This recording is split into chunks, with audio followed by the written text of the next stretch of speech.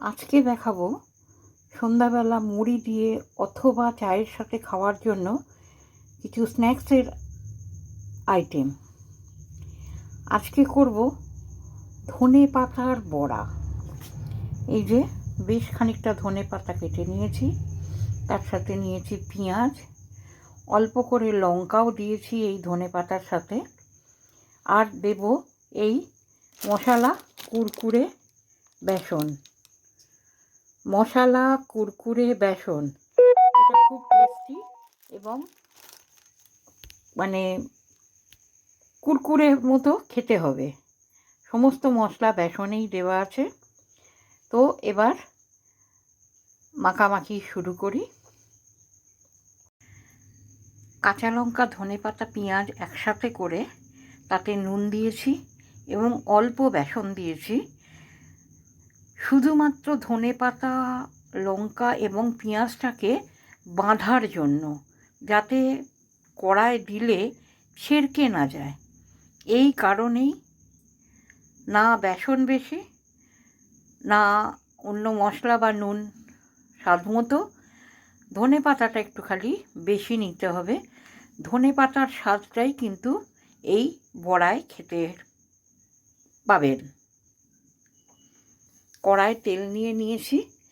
এখন এইটাকে ভালো করে মেখে তারপরে আমি বড়া ভাজা শুরু করব।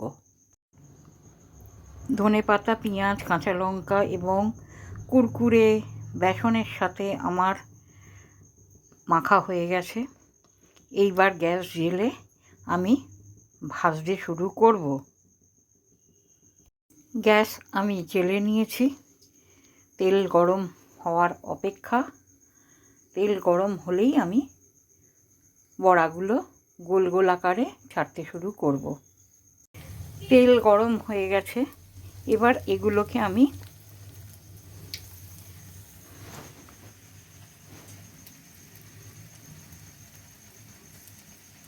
গোল গোল করে বড়ার আকারে কড়ায় ছাড়ব।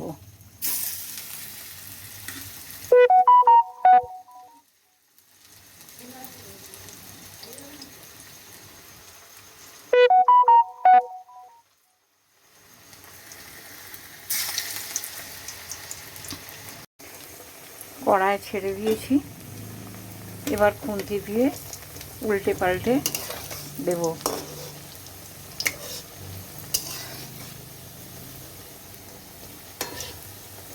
একদিকটা করে হয়ে গেছে।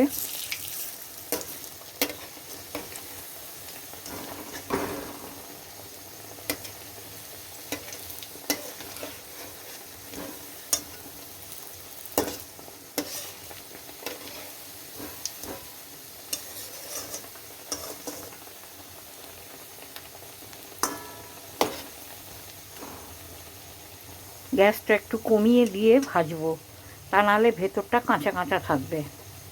গ্যাস জোরে দিলেই পুড়ে যাবে বাইরেটা, কিন্তু ভেতরটা হবে না। ওই জন্য গ্যাসটা কমিয়ে ভাজবো। আবার কয়েকটা ছাড়বো বলে বড়ার আকারে গোল গোল করে নিচ্ছি। এটা কিন্তু এইরকম টাইট করেই মাখতে হবে।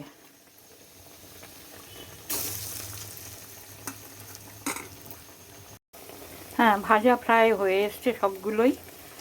এদিকে কিছুটা আছে, কিছুটা ওদিকে খেতে দিয়ে দিয়েছি গরম গরম। কিছুটা ভাজছে, মুড়ি দিয়ে খাবো। আপনারাও বাড়িতে ট্রাই করে দেখবেন।